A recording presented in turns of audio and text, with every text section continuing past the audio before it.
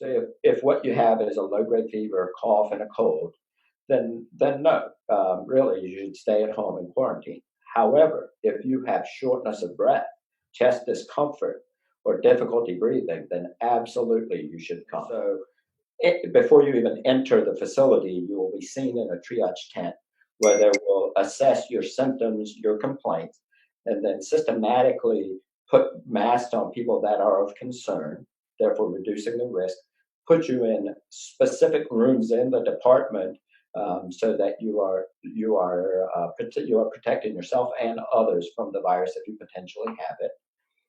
And so we cohort patients. We keep people that are of concern in specific areas, therefore reducing the amount of transmission of the illness. Again, my big concern right now is the volume of patients that aren't coming.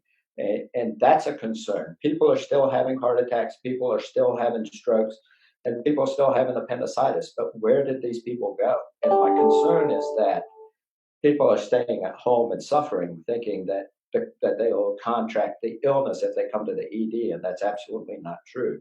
There are extensive measures placed that will keep you protected. And if you're concerned about your health, if you feel you have a medical emergency, you should come to the emergency room.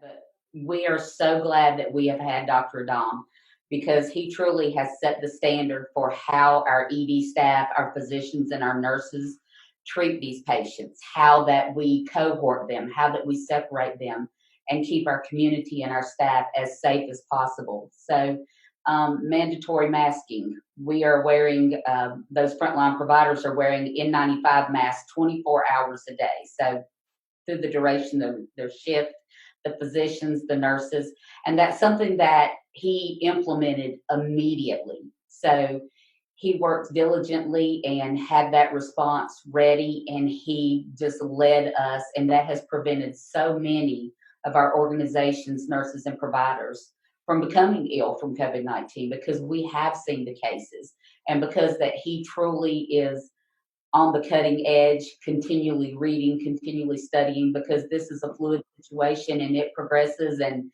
we learn more about it day by day. But he has kept our staff and our communities safe with his knowledge and implementing those safety practices from the initiation of this pandemic. Thank you. Thank you.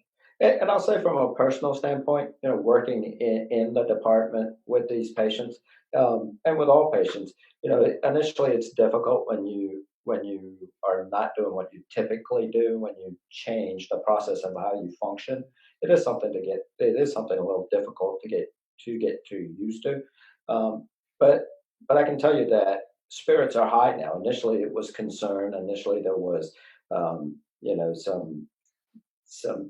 some belief that you will eventually get infected. But now, we're 6 weeks into this, and everybody's doing well, and some of the emotions have improved, some of the jovial behavior has returned, and it's back to